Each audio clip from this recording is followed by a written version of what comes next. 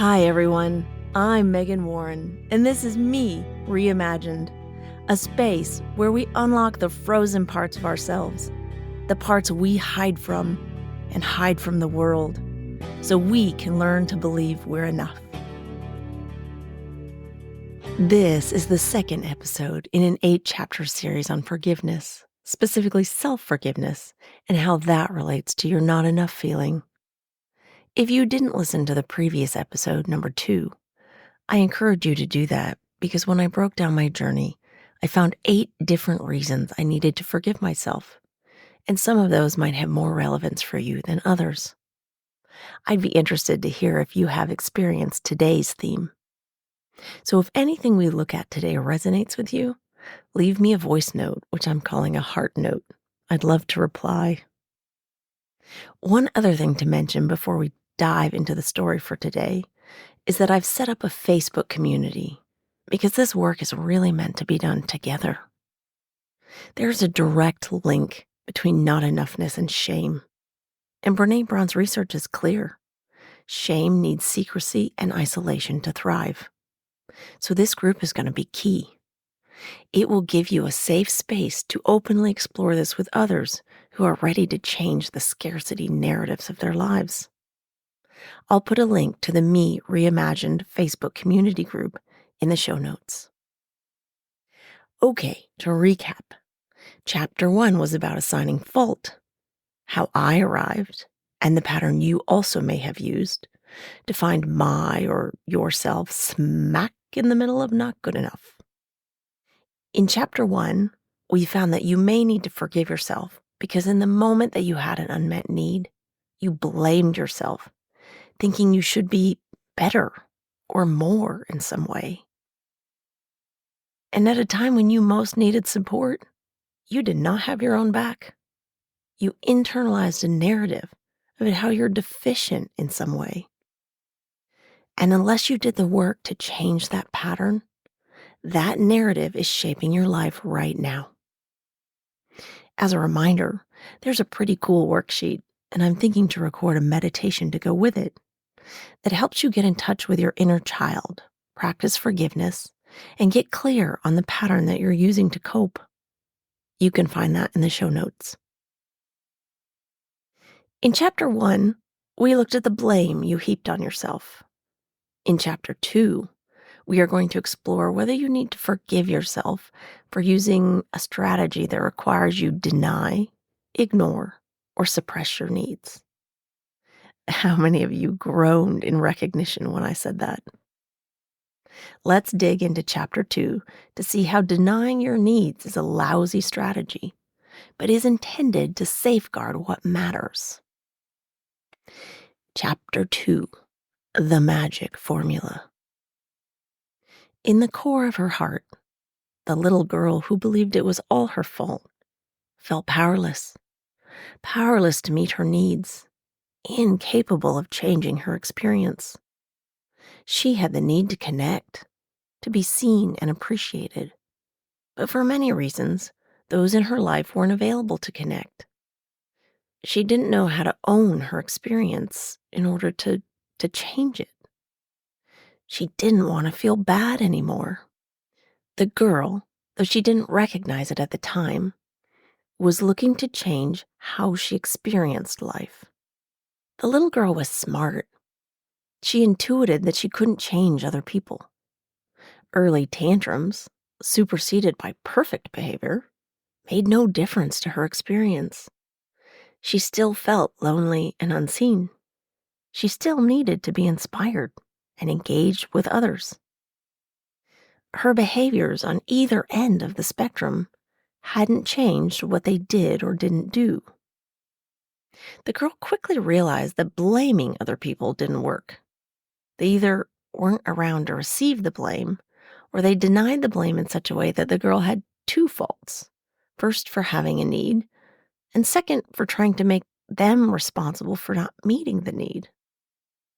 This really confused her, though, because she had learned that she was responsible for how other people felt. Whenever her parents or teachers were angry or upset, it was because of something she had done. She caused them to shout and rage. She made them spank and punish her. If she did or said something and they were upset, it didn't matter if she didn't mean it, if she didn't intend it. It only mattered that she took responsibility for their pain by making up for what she did. But so then, why didn't it work the same way when they upset her? The worst was when they were disappointed in her. Sometimes, when she couldn't stand the feelings inside her, she acted out. The disappointment in those moments was almost unbearable because it intensified the feelings inside her, the very feelings she was acting out about. Feeling lonely and unseen was bad enough, but when she acted out to get attention, the reprimand in their eyes that said, "We believed you were better than this. We are so sad that you are not," set her teeth on edge. What was she supposed to do with these feelings and the needs driving them? And why did no one else seem to struggle with this? So the little girl took charge in the best way she knew how. She put on her red cowboy boots and matching skirt, vest, and cowboy hat. She was very big into ensembles. And she decided she needed to fix what was broken. She was broken. She thought about her evidence. She needed all these things that other people didn't seem to need. The message she got was that she wasn't living up to her potential. It must mean that she wasn't whole in some way, that she was deficient. Believing that the deficiency was hers gave her agency and hope. Maybe if she just worked hard enough, she could earn the love she needed. She could earn love by denying her needs, becoming a resource for others. If they need you, then the need for love and connection is in some way met. And it all makes up for her deficiency. If she's giving back and helping others, she has influence. She matters. The little girl didn't know how to make herself whole. She wasn't quite sure what was missing, but she did know that her needs were causing her to feel bad, and no one else seemed to have them. She flushed with triumph, deciding she would no longer have needs. She would help others. The little girl, having already absorbed the value of overachieving, went to work. She bricked up thick internal walls, so the pain didn't bother her as much. She developed external armor. This was a fight, albeit an internal fight, but she was prepared. She weaponized her inner critic. She became skilled in sarcasm. Her laser-quick wit kept people at a distance. She stopped asking to connect. She pretended she didn't need to connect and was so convincing that sometimes she forgot that it used to be a need.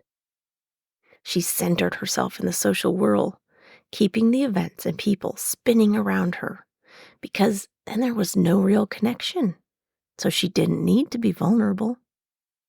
It also meant that she never had any time alone with herself. Now she understood why no one wanted to connect with her as a child. She also didn't want to connect with or spend time with herself. She got good grades. She participated in sports, music, school government. But no matter what she did it with the knowledge that she was broken, that she wasn't whole, that she wasn't enough. Every day she worked hard to prove that she was good enough, that she wasn't broken. But everything she achieved went into the bottomless pit of deficiency. No amount of achievement was ever going to fill that void. But on most days, she could avoid the void. She was busy. And on the days that she couldn't avoid the void, she read or she ate. Both activities brought oblivion. After a while, she thought she had won. She had succeeded in learning to control her experience. Her magic formula? Deny the need, wear the armor, feed the void. And that is the end of chapter 2. So the second reason I need to forgive myself is that I used to deny, ignore, and suppress my needs. This pattern started as a child and continues to today. Though at 47, I'm getting a lot better at honoring and balancing my needs. In fact, my inner child will speak to me now. It took her a while to be willing to trust that I wasn't going to kick her anymore. Looking back, I can see that I denied and ignored my needs for 2 reasons. Firstly, to control my experience, and secondly, to protect my belonging by helping me earn love. One of the things I most need, but also the thing I'm so good at, is a thing that many people in my life don't quite understand. It's my need to connect. I have a deep thirst to know people on a soul level, to see and be seen in the most intimate way, to leave behind the transactional pieces of our day, peel back the layers and get down into the nutty warmth of our hearts. I will listen to all of the things you did in a day, but then I want to know how it made you feel. I want to know how it influenced you, shaped you, what you learned, how you are different from when I saw you this morning or yesterday. I want to experience the whole tangled, glorious mess of you. And this is a very vulnerable place that many people don't like to inhabit. So I denied this for decades, from adolescence all the way into my 30s. I bricked up my feelings. I mean, it was like one of those films like Ocean's 11 or Money Heist where the villains rob a bank and the extraordinary lengths they have to go through to get into the vault. Oh, that was my internal defense system. Because in that vault were feelings I couldn't tolerate. I had locked them up, and basically they only came out when the pressure built up so much it was like a bomb exploding. So if you are thinking, sheesh, she must not have been able to emotionally regulate. Oh, you'd be right. Very thankfully, I have unbricked the wall, disarmed the laser detection system that I had in place, and I've learned to sit with all of the emotions that were in the vault. I'm not perfect at it. Some of them make me feel like I have ants in my pants, fire ants. And some of them make me feel panicky, like there's a vice on my chest. But some of them feel amazing. Because what I didn't know is that when I locked the vault and flipped the emotional switch so I couldn't feel the bad feelings, it shut off all feelings. So I didn't really feel the good feelings either. At the time, I just felt empty. Because what is life without the beauty of the emotional experience? But because the emotional roller coaster was so chaotic, flipping that switch made me feel in control. To give you another example of how this played out in my journey. In my previous marriage, I often wanted to connect, but my husband at the time was most often working, or when he got home, he just wanted time alone to decompress. This felt really familiar from childhood, and I ran the same pattern with my ex that I ran in childhood. I didn't speak up, didn't acknowledge that I had a need that wasn't being met. In fact, I went out of my way to prove that I didn't have the need. I arranged so many social events for myself that I didn't have time to notice the need. But all of the social activities were superficial. I wasn't getting the deep, intimate connection I craved. I got so tired of asking people where they were from and where they worked that I used to ask outrageous questions just to entertain myself. And it made me the life of the party. But even at the heart of the social world, I felt empty. What I really wanted was to connect with my husband at the time. But I never acknowledged that. I just pretended I didn't need to connect. I continued my magic recipe. Deny that you have needs. Oh, and not only deny them, but become a resource for everyone else who does have needs. How well do you think serving others on an empty tank worked? Needless to say, with that recipe, my marriage was not a success. And I can categorically say that my internal defense system, let's armor up and lay waste to her needs, was responsible. But there is something I want you to focus on when you are thinking about your patterns and your reactions. These mechanisms I had developed, blaming myself, denying my needs, they were self-protective. As a child, I was aware of my parents' distress, and nothing I did helped, which led me to question if I was enough because I didn't have the power to support them, and nothing I did changed the situation. So if I couldn't do that, what value did I have? Believing that I was deficient meant that perhaps I could fix myself, which gave me agency. It meant that I could influence the situation rather than being totally powerless. That recipe helped me prove to myself that I mattered, that I was able to influence and exert power and control over my experience. If I worked hard enough, maybe I could fix their situation enough that they would be able to give me the attention that I needed. I could earn love. And that is a much more hopeful place to be as a child. Don't get me wrong, my parents assured me they loved me.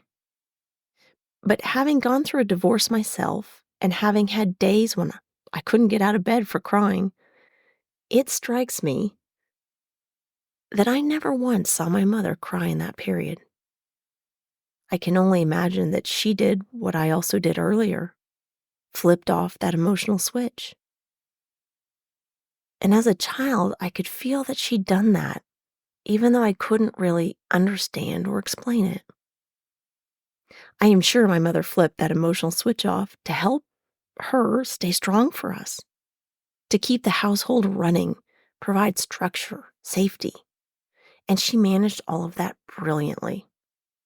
I did the same thing when I was a single mother working full-time in a foreign country with a son just diagnosed with autism. And I can see that my son has already embarked on his own journey of not enough that I am now trying to help him work through. I say this so that you see that these types of patterns are multi-generational, and none of us are doing this intentionally to ourselves or to each other. We are simply doing our best in the moment to protect ourselves the best that we know how. So the point is this. When you feel these protective mechanisms are messing up your life, remember, these patterns were the deal that you made to get through earlier pain. These bargains allowed you to make it through to today, and they can become your teachers. My patterns teach me the importance of human connection, of family, of perseverance. My patterns teach me that I do have influence. Even when I don't see their immediate impacts, I can later see how they show up in my son. When I see how my patterns negatively influence my son, I remind myself that everything I do, everything we all do, is designed in some way to help or protect ourselves, even if that way is maladaptive. Let's sit with that for just a minute. You aren't deficient. You're just using an ineffective blame strategy. You aren't purposefully hurting yourself, denying your needs. You are using a strategy to avoid the hurt and pain of those unmet needs. It's the strategy that needs to change, not you. You are whole. You are complete. You are not broken. You are in no need of repair. You must change your strategy, not yourself.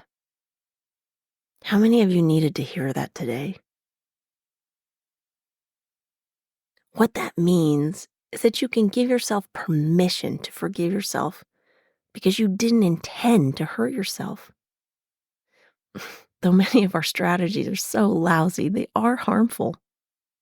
Speaking of lousy strategies, when I was younger, but definitely old enough to know better, I actually tried to use a smoking patch that helped people quit smoking to curb my appetite so that I wouldn't eat and I could stay thin. Then I'd not only be accepted, but admired by the group. I mean, talk about a lousy strategy. Luckily, because I didn't smoke, the nicotine in the patch made me throw up, and that quickly ended my foray down that path. But whatever the spectacularly terrible behavior that results from your strategy, you are not broken or missing a crucial quality. You are whole and good. It's the strategy that's not so effective. Now comes the part where we turn the lens on your experience. What I want to know and would love for you to share, either in the comments or in a voice note for me, and you can find that link on the podcast page at meganwarrencoaching.com or in the show notes, are three things. So the first two questions relate to your needs and denying those needs. Do you have a pen? First question. In life's important areas, ask yourself, what am I not saying no to? Second question. Where have I ignored or denied the yes that wanted to be said? Last question. What do the strategies of blame and denying needs, what do they give you? How are they helping you? Now, we covered a lot in this episode, so I'm quickly going to summarize it so you have a snapshot of what we talked about. This is the audio equivalent of the bullet points in the TLDR, Too Long Didn't Read. One of the patterns you may have adopted that contributes to your feeling of not being enough is denying, suppressing, or ignoring your needs. If you did that to another person, you definitely owe them an apology. So maybe you need to forgive yourself for harming yourself. Denying emotional needs is the equivalent of withholding food and water for your spirit. It tells yourself that you don't count, you don't matter, you aren't worth enough to fight for those needs. Now, if you find the idea of admitting that you have needs difficult, think about the outcomes this generates for you. How plump and full will your outcomes be if you are forever trying to move through life on empty with no gas in the tank? Admitting to and honoring needs is self-care. It's the equivalent of putting the oxygen mask on yourself in the airplane before you put it on your kids or help an older person. It's not selfish. It's simply practical. It helps you be able to keep moving forward and serving others. Another thing to consider if you're having trouble with the idea that it would be good to admit and share your needs is that you are being accountable for your ripple effects. Those ineffective strategies that you employ to help you deny needs, those are harmful, not only to you, but to others in your life. It hurt when my mother wasn't emotionally present.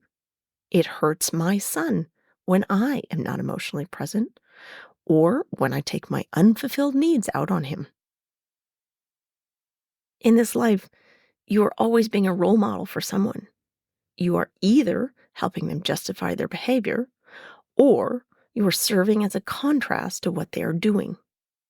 I don't want my son to disconnect from himself, to be false, to armor up.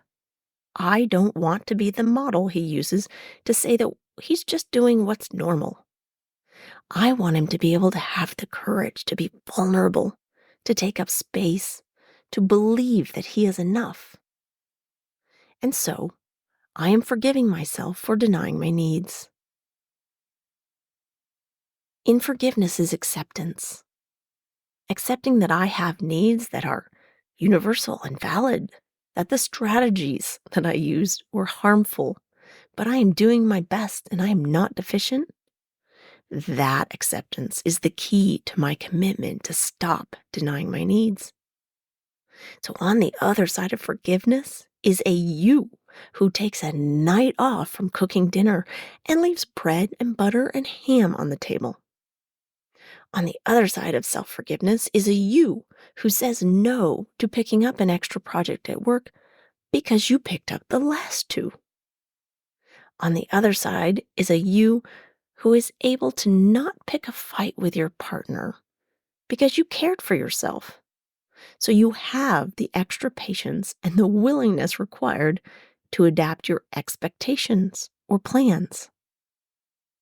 Thank you for being with me today, for digging into what is not an easy topic.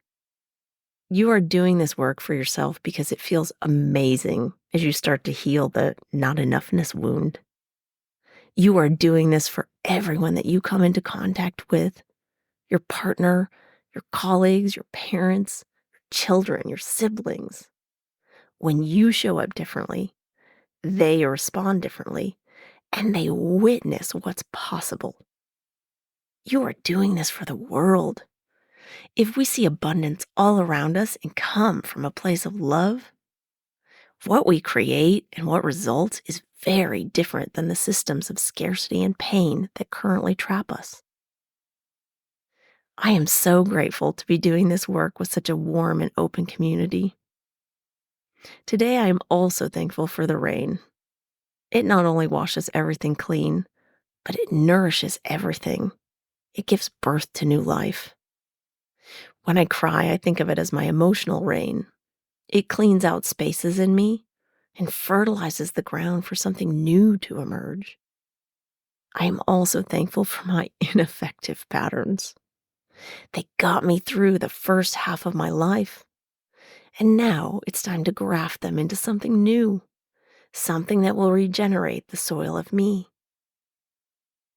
By listening to this podcast, reflecting on the questions I ask, by doing the worksheet in episode 2, by talking about this with people that you care about, you too are regenerating your soil. You are forgiving yourself, a beautiful child who, while you may not be so small anymore, are still someone who is trying their best, who has valid needs, who is trying to learn and practice strategies that are helpful and effective. You are on this journey with all of us, and you are not alone. We see your goodness, your capability, your enoughness, even when you can't.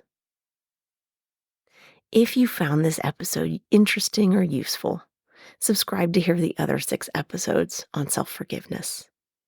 You can find all episodes of Me Reimagined on meganwarrencoaching.com. And if you leave a voice note or a comment, I'll reply. With love, until next time.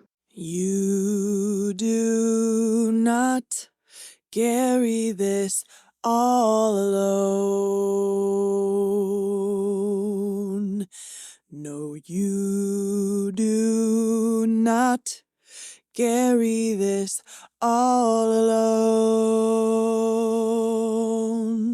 This is way too big for you to carry this on your own. So you do not carry this all alone.